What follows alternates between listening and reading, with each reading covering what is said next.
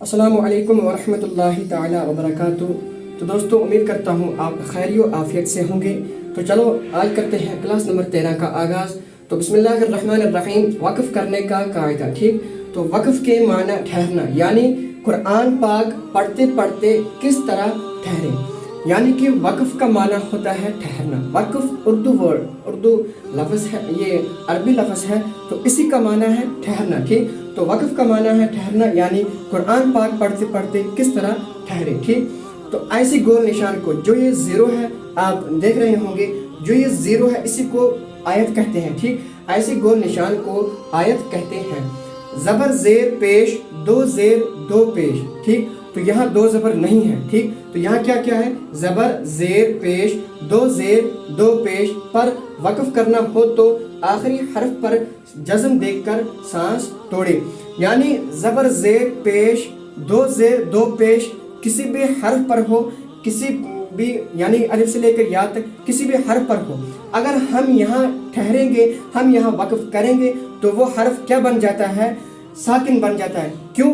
وقف کی وجہ سے وہ ساکن بن جاتا ہے، چاہے اس پر زبر ہو، زیر ہو، پیش ہو، یا دو زیر ہو یا دو پیش ہو، وہ تب بھی کیا بن جائے گا، ہماری وقف۔ اگر ہمیں وہاں ٹھہرنا ہے، رکنا ہے، وقف کرنا ہے، تو ہماری وقف کی وجہ سے وہ حرف ساکن بن جائے گا۔ ٹھیک، تو اسی کو وقف کرنا کہتے ہیں۔ دو زبر پر، اب یہاں دو زبر کا ذکر ہے۔ ٹھیک، دو زبر پر وقف کرنا ہو تو ایک زبر کو الف سے ملا کر پڑھا جائے گا، یعنی کہ جو مثال کے طور پر لام الف دو زبر لن ہے، تو اگر ہم یہاں وقف، تو یہ اگر یہاں سے ورڈ ہے، اب تھوڑی سی میں مثال دوں گا سمجھانے کے لیے۔ لام الف دو زبر لن ہے، اگر ہم یہاں وقف کریں گے، ٹھیک، یہاں ہم رکیں گے تو ایک زبر کو ہٹا دیا جائے گا، یعنی کہ جو میں نے یہ ہٹا لیا ہے لام الف زبر لا، تو لا پڑھا جائے گا۔ ٹھیک، تو ایسے ہی دو زبر پر وقف کرنا ہو تو ایک زبر کو الف سے ملا کر پڑھا جائے گا۔ ٹھیک، تو گولتا اسے کہتے ہیں۔ اگر اس پر زبر زیر پیش، دو زبر دو زیر دو پیش ہو تو گولتا پر وقف کرنا ہو تو وہ ہائے ساکنہ بن جاتی ہے، یعنی یہ تا نہیں رہتا بلکہ یہ ہا ساکنہ بن جاتی ہے، یعنی یہ ہا بن جاتی ہے۔ تو اس طرح میں نے کچھ مثالیں دی ہوئی ہیں، تو یہ دیکھو۔ اب ہم وقف کیسے کریں گے؟ تو اعوذ باللہ من الشیطان الرجیم، تو اصل میں کیا ہے، اعوذ باللہ من الشیطان الرجیم۔ آپ پڑھ رہے تھے آج تک کہ اعوذ باللہ من الشیطان الرجیم، لیکن یہ پتہ نہیں تھا کہ ہم اعوذ باللہ من الشیطان الرجیم کیوں نہیں پڑھتے۔ اگر یہاں زیر ہے، ہم اس کو کیوں نہیں پڑھتے، ہم جیم کس طرح پڑھتے ہیں، وجہ کیا ہے؟ تو اسی کو ہم آپ کو وقف کرنا سکھائیں گے۔ تو اعوذ باللہ من الشیطان الرجیم، تو یہاں زیر آ رہی ہے، تو یہ جو ورڈ ہے اعوذ باللہ من الشیطان الرجیم، تو یہاں زیر جی میں ہے۔ اگر ہم یہاں وقف کریں گے، اور کرتے بھی ہیں، یہاں عام طور پر وقف کرتے ہیں ہم، تو اعوذ باللہ من الشیطان الرجیم، جو یہ زیر ہے ہماری وقف کی وجہ سے زیر مٹ کر یہ ساکن یہاں جزم دیا جائے گا، تو وہ بن جائے گا اعوذ باللہ من الشیطان الرجیم۔ تو خیر، اگر ہم یہاں وقف نہیں کریں گے، اگر ہم ملا کے پڑھیں گے تو اعوذ باللہ من الشیطان الرجیم بسم اللہ الرحمن، لیکن بنا سانس توڑے۔ تو ٹھیک، تو بسم اللہ الرحمن الرحیم، یہاں بھی زیر ہے، تو ہم میم پر وقف کریں گے، تو میم کے اوپر، میم کے نیچے سے جو یہ زیر ہے ہماری وقف کی وجہ سے یہ ہٹ کر یہاں جزم دیا جائے گا، تو بسم اللہ الرحمن الرحیم پڑھیں گے۔ ٹھیک، تو الحمدللہ رب العالمین، تو دیکھو یہاں بھی زبر ہے، اگر ہم یہاں وقف کریں گے تو ہم پڑھیں گے الحمدللہ رب العالمین۔ ٹھیک، تو اگر ہم ملا کر وصل میں پڑھیں گے تو الحمدللہ رب العالمین، پھر آگے جو آیت ہوگی جیسے الحمدللہ رب العالمین الرحمن الرحیم۔ تو ٹھیک، تو قل هو اللہ احد، تو ٹھیک، یہاں دو پیش ہے، تو یہاں ہم اگر وقف کریں گے تو آخری حرف دال ہے، تو دال پر جو یہ دو پیش ہے یہ ہٹ کر ہماری وقف کی وجہ سے یہاں جزم آ جائے گا، جو یہ دال ہے یہ ساکن بن جائے گا، تو ہم یہاں پڑھیں گے قل هو اللہ احد۔ ٹھیک، تو ان مع العسر یسرا، دیکھو یہاں دو زبر ہے، جو یہ ایک دو زبر ہے، ایک زبر کو اس الف سے ملا کر ہم پڑھیں گے۔ اگر ہم یہاں وقف کریں گے تو تو ہم یہاں کیا پڑھتے ہیں ان مع العسر یسرا، تو را الف زبر را پڑھتے ہیں، را الف دو زبر رن نہیں پڑھتے ہیں، کیوں ہم یہاں وقف کریں گے، تو اس لیے ہم کیا پڑھیں گے ان مع العسر یسرا، ٹھیک۔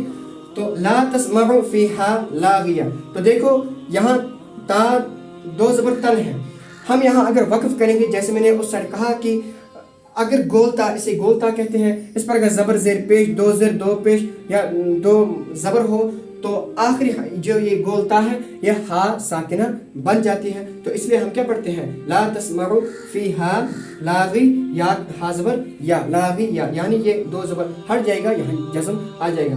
تو سمپل سے ہمیں یہ یاد رکھنا ہے کہیں بھی ورڈ جو آخری، مگر یہ یاد رکھنا ہے جہاں ہمیں وقف کرنا ہے اگر یہاں ہے تو پہلے ہمیں ورڈ کے بیچ میں نہیں وقف کرنا ہے، ہمیں ورڈ کے آخری حرف پر وقف کرنا ہے، یعنی کہ جیسے اعوذ باللہ من ہے، جو یہ منش ہے نا، اگر ہم یہاں وقف کریں گے تو اگر ہمیں یعنی کہ ہم نہیں پڑھ پاتے اس پورے کو تو ہم کیا کریں گے اعوذ باللہ من، تو یہ ورڈ ہے، ہم ورڈ کے آخری حرف پر وقف کریں گے، آخری حرف جو ہے ہم دیکھیں گے وہ جزم ہے، یہ اس پر زبر ہے، زیر ہے، پیش ہے، یا دو زیر ہے دو پیش ہے، تو ہم پہلے یہ دیکھیں گے تو کیا اس پر زبر زیر پیش ہے، دو زیر ہے دو پیش ہے، تو اگر اس حرف پر ان تینوں میں سے ان حرکت میں سے کچھ بھی حرکت ہو تو یہ نون کیا بن جائے گا، جہاں جیسے یہاں زبر ہے اعوذ باللہ من، اگر ہم زبر پر وقف کریں گے تو نون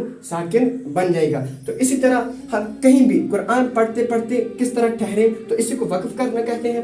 تو ہم کیا کریں گے، ایک آیت ہے جیسے قرآن میں بہت ساری ہے، تو کسی صفحے میں 3 لائنوں کی ایک آیت آتی ہے، اب کوئی پڑھ نہیں پاتا ہے، کسی کو رکنا آتا نہیں ہے تو وہ حرکت بھی ساتھ میں پڑھ لیتا ہے اور سانس بھی توڑ دیتا ہے، تو وہاں یہ بھی ہو سکتا ہے کہ ہمارا معنی بھی بدل سکتا ہے، کیونکہ ہمیں وقف کرنا نہیں آتا ہے۔ تو اسی طرح ہم وقف اگر یہاں کریں گے تو پہلے ورڈ کے آخری حرف پر کریں گے، نہ کہ ورڈ کے بیچ میں، ٹھیک، تو ورڈ کے آخری حرف میں کریں گے۔ تو سمپل سے یہی یاد رکھنا ہے، زبر زیر پیش، دو زیر دو پیش پر وقف کرنا ہو تو وہ حرف ساکن، اس حرف پر جزم دے کر ہم سانس توڑیں گے، تو پھر دوبارہ سے ہم وہ شروع آگے کریں گے۔ اگر دو زبر ہو، دو زبر پر ایک زبر کے ساتھ الف پڑھا جائے گا، را الف زبر را۔ اب گولتا ہے، گولتا پر زبر زیر پیش، دو زیر دو پیش یا دو زبر ہو تو یہاں یہ ہا ساکن بن جائے گی، یعنی کہ تا نہیں رہے گا۔ تو امید کرتا ہوں آپ کو آج کا سبق بآسانی کے ساتھ سمجھ آیا ہوگا۔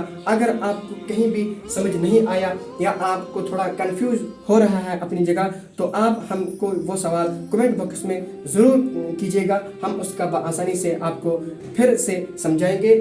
تو جیسے ہم نے پہلے بھی کہا تھا کہ ہماری چینل کو سبسکرائب شیئر ضرور کیجیے گا تاکہ باقیوں تک بھی ہمارا جو یہ پیغام ہے بآسانی تک سے پہنچے۔ تو اجازت چاہتا ہوں، السلام علیکم ورحمۃ اللہ وبرکاتہ۔